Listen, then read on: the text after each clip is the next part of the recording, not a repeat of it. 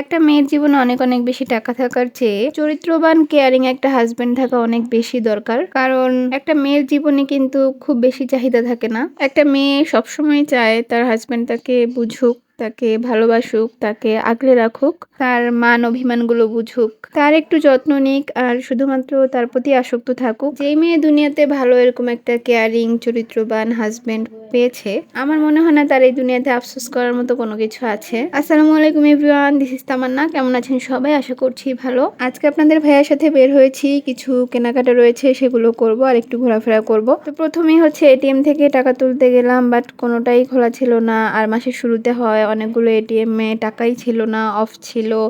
যাই হোক, বিভিন্ন প্রবলেম। পরে একটা এটিএম থেকে টাকা তুলতে পেরেছি। তারপর মার্কেটে গেলাম, আর এখানে হচ্ছে কিছু টি শার্ট দেখছিলাম। বেশ কয়েকটা দোকান দেখার পর এই দোকান থেকে 2-3টা টি শার্ট নেওয়া হয়েছে। আমরা এসেছিলাম মূলত পল্লী বিদ্যুতে, আর পল্লী বিদ্যুতের স্ট্রিট ফুড সম্পর্কে তো সবাই জানেন। যারা এই এরিয়ার আশেপাশে থাকে তারা তো সবাই জানে যে এখানকার ফাস্ট ফুড কতটা ভালো। আজকে ফুচকা না খেয়ে ভাবলাম যে চিকেন চিজ পিৎজাটা ট্রাই করি। এখানের মূলত অনেকগুলো ফাস্ট ফুডই ট্রাই করা হয়েছে, তো তার মধ্যে বার্গার অন্যতম। বার্গার অনেকবার খেয়েছি, আর ফুচকা তো খাওয়া হয়ই। পিৎজা আমার তেমন একটা পছন্দ না, এর জন্য এখানে কখনোই ট্রাই করা হয়নি। আমি আজকে পিৎজা খেয়ে একদমই আশাহত হইনি, খুবই ভালো লেগেছে এটা টেস্ট। তো আমার মনে হয় রেস্টুরেন্টে অনেক দামি দামি পিৎজা থেকে এখানে রোড সাইডে বসে এই পিৎজাটা খাওয়া অনেক বেটার। আমাদের ভাইয়ার কাছেও কিন্তু ভালো লেগেছে। এরপর চেয়েছিলাম যে কাঁচা আমের জুস খাবো, তো এর জন্য এই দোকানগুলোতে গিয়েছিলাম, কিন্তু কাঁচা আমের জুস ছিল না, যার কারণে চলে যাচ্ছিলাম। আমি হচ্ছে বোরকা কিনতে চেয়েছি, তো এই মার্কেটে হচ্ছে বোরকা দেখেছিলাম, বাট এখানকার কালেকশন আমার একদমই পছন্দ হয়নি। তো এর জন্য সোজা চলে গেলাম সেনা শপিং কমপ্লেক্সে। আর সেনা শপিং এ এন্ট্রি করতে দেখলাম যে অনেক বেশি ভিড়, জানি না কি হয়েছে এখানে। দেন বোরকার দোকানে গিয়ে দেখলাম নতুন তেমন কোনো কালেকশনই আসেনি। আমি যেগুলো আগে ইউজ করেছি পরেছি সেরকমই বোরকা।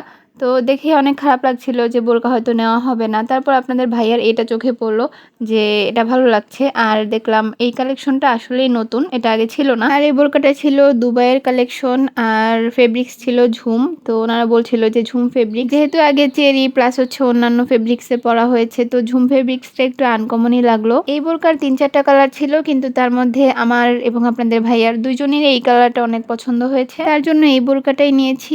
আর এরপর চলে গেলাম উপরে খাওয়া দাওয়া করার জন্য। আর কিছু টুকিটাকি জিনিস কিনেছিলাম, কিন্তু সেগুলো ভিডিওতে নেওয়া হয়নি, তাই দেখাতে পারছি না। পাবলিক প্লেসে আসলে অনেক সময় ভিডিও করতে একটু অকওয়ার্ডই লাগে, যার জন্য ভিডিও করা হয় না, অনেক কিছুই স্কিপ হয়ে যায়। আপনাদের ভাইয়া বলছিল সে কিছুই খাবে না, আমার ইচ্ছা করছিল যে আমি আজকে নাচোস ট্রাই করব। এখানের প্রায় সবগুলো ফুড আমার ট্রাই করা হয়ে গিয়েছে, কিন্তু নাচোসটা ট্রাই করা হয়নি, তো ভাবলাম নাচোসটা নেই। কিন্তু আপনাদের ভাইয়া এই নাচোস খেতে একদমই রাজি না, কারণ আমাদের নাচোস খাওয়ার এক্সপিরিয়েন্স খুবই খারাপ ছিল। তো আগে একটা রেস্টুরেন্টে হচ্ছে আমরা নাচোস খেয়েছিলাম, যেটা খুবই জঘন্য ছিল। এরপর থেকে আপনাদের ভাইয়া নাচোসের নামই শুনতে পারে না, খাবে দূরে থাক। আমি খাচ্ছিলাম আর সে মন দিয়ে ফোনে গেমস খেলছিল, সাথে আমার সাথে গল্প করছিল, আর সাথে হচ্ছে ড্রিঙ্কস নিয়েছিলাম। তো সে শুধু ড্রিঙ্কসই খেয়েছে আর আমি নাচোসটা খেয়েছিলাম। দেন হচ্ছে আমার ননদের জন্য পার্সেল নিয়েছি। তারপর চলে আসলাম এই দোকানে, আর এই দোকান থেকে কয়েকটা টেবিল ম্যাট নিয়েছি, নিয়ে সোজা চলে গিয়েছিলাম বাসায়। তো এই ছিল আজকের ভিডিও, সবাই ভালো থাকবেন। Thanks for watching, Allah Hafiz.